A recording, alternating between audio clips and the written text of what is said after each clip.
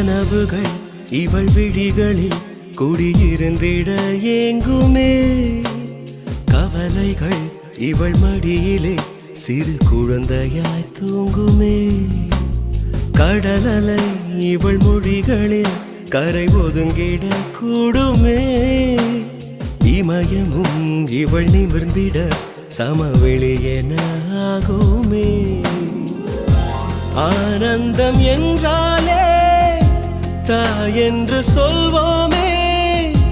பூகம்பம் நேரும் போதும் தாய்மை வெல்லுமே